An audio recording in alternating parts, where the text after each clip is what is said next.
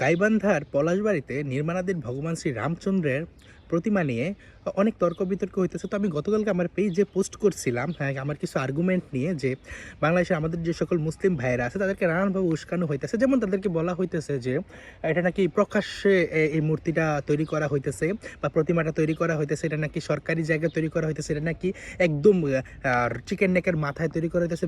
ব্যাপারগুলো তিনোটাই একদম ফাও, এবং বিভিন্ন আলেমরা এখন এটা নিয়ে লেখাও শুরু করছে যে দেখেন এই প্রতিমাটা তৈরি করা হইতেছে মন্দির কমপ্লেক্সে, মানে মন্দিরের পাশে, মানে মন্দির এরিয়ার ভিতরে, কোনো মুসলিমের জায়গায় না, কোনো সরকারি জায়গায় না, কোনো হাইওয়ের পাশে না, কোনো রাস্তার পাশেও না যে এটা কোনো মুসলিমকে মাস্ট বি দেখতে বাধ্য করা হইতেছে। তো যেভাবে ন্যারেটিভটা ছড়ানো হইতেছে, মুসলিম ভাইয়েরা যদি অন্য ক্ষেত্রেও সহনশীল হয়, কিন্তু এই ক্ষেত্রে যদি তারা যেহেতু একটা ভারতের এখানে উস্কানি দেওয়া হইতেছে যে ভারত থেকে অর্থ আসছে, এইটাও একদম ভুয়া। তো আমি জাস্ট এই যুক্তিগুলো লিখছিলাম, এবং আমি লিখছিলাম যে এখন যদি হিন্দুদের নিজস্ব অর্থায়নে নিজস্ব মন্দির প্রাঙ্গণে এই প্রতিমা তৈরি করতে না দেওয়া হয়, এটা ধর্মীয় স্বাধীনতায় হস্তক্ষেপ। এবং আপনারা যে ভারতকে ঘৃণা করেন যে ধর্মীয় স্বাধীনতার অজুহাত দিয়া, কিন্তু আপনি নিজের সংখ্যাগরিষ্ঠ দেশে মাইনরিটি তার ধর্মীয় স্বাধীনতায় হস্তক্ষেপ করতেছেন, এটা খুবই ঘৃণ্য একটা দ্বিচারিতা হবে। কিন্তু এখানে অনেক মুসলিম ভাই আইসা অনেক ভালোভাবে আমার যুক্তিগুলো ডিফেন্ড করার চেষ্টা করছে, আমি ওদেরকে নানানভাবে যুক্তি দিছি। কিন্তু অগত্যা কি করার, যে ধরেন 40-50% তো গান্ডু থাইকা যায়, ওগুলো আইসা বলতেছে ভাই ভারতে যে এই করছে, ভারতে যে তোরা এই করস, ভারতে এই করস। দেখেন ভাই, ভারতের সাথে আমার বিন্দু মাত্র কোনো ধরনের কোনো যোগাযোগ আছে?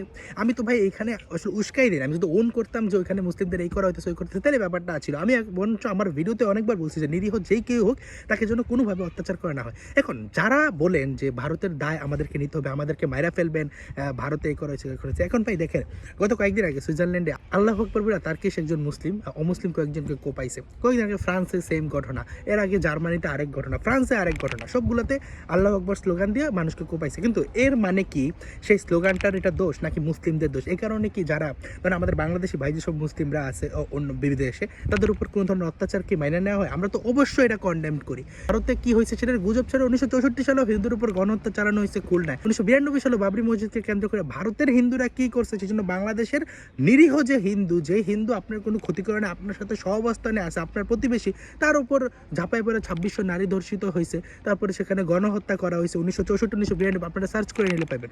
তো আমি বলছি যে সব গুজব ছড়ানোর আসলে কি দরকার? এটা হিন্দুদের নিজস্ব জায়গায় তৈরি হতেছে। এবং আমি বলছি ব্যক্তি হরিদাসের যদি কোনো আর্থিক কেলেঙ্কারি থাকে, ওকে ফাইন, আমরা এখানেই আপনার কাজ বন্ধ করে দেন, তদন্ত করে প্রমাণের সাপেক্ষে বাংলাদেশের হিন্দু সংগঠনগুলো তাদের নিজস্ব টাকা এই মুহূর্তে প্রজেক্ট আগায় নেবে। কারণ এখানে যে শুধুমাত্র মন্দির তা না, এটার পাশাপাশি আছে বিভিন্ন দাতব্য সংস্থা, বিভিন্ন হসপিটাল, মেডিকেল কলেজ, হিন্দুদের জন্য পড়ার যে সুবিধা, লাইব্রেরি, হিন্দু মেডিকেল কলেজ, তার জন্য বলছে যে আমরা আগায় নিব। তো এইগুলোরই আসলে উস্কানি দেওয়ার কি আছে? আমি এটাই বলতে চাই যে বিশ্বের বিভিন্ন জায়গায় উগ্রবাদী মানুষজন বিভিন্ন কিছু করে। আপনি বাংলাদেশের কোনো হিন্দুকে কখনো দেখছেন যে ভারতে সেটা ওন করতে? আমরা অলওয়েজ নিন্দা জানাই আসছি, বাংলাদেশের প্রত্যেকটা সংগঠন, হিন্দু সংগঠন নিন্দা জানাই আসছে। কিন্তু আপনি এইটাও দেখবেন যে 1946 সালে 18% হিন্দুর উপর যে গণহত্যা চালানো হয়েছে গুজব ছড়াইয়া নোয়াখালীতে, সেটাকে অনেক ইয়াং জেনজি এটাকে টিএমডি হ্যাশট্যাগের সময় ওন করছে। ভারতে কি হইলো, সুইজারল্যান্ডে কি হইলো, ওইখানে কি হইলো, সেটার সাথে বাংলাদেশের হিন্দুরা আসলে যোগাযোগ কি? আসলে দেখবেন যে কিছু পুরুষ থাকে, কিছু শিশু থাকে, যেমন শিশুরা কি করে, বাইরে যদি কেউ ইচ্ছা মতো পেদায়া দেয়, তো ওরা আইসা কি করবো, যে ঘরে ওর বাপ মারে মারবো। কারণ কি, তাদের উপর তার দায় আছে, অধিকার আছে। কোথায় কি হয়েছে সেইটা নিয়ে যেই হিন্দু নিরীহ, যে হিন্দু ওকে কিছু করে নাই, যে হিন্দু বাংলাদেশের রুলস মাইনা চলে, বাংলাদেশের নাগরিক, যে হিন্দু তার সাথে সহাবস্থানে আছে, তার উপর সে গণহত্যা চালায়, যে কিছুই করে নাই। কিন্তু পাশেই বর্ডার ছিল, সে জানে বর্ডার পাড়িয়ে গেলে তার পাশে চামড়া তুলে ফেলবো, এই কারণে সে যায় না, হিন্দুদের উপর সবসময় উস্কানি দিতে থাকে। ধরেন বাংলাদেশের মুসলিমদের উপর যদি কোনো ধর্মীয় নির্যাতন হয়, সেক্ষেত্রে বাংলাদেশের মুসলিমদের কি তার বিচার চাইতে অন্য দেশের দিকে তাকায় থাকা লাগে?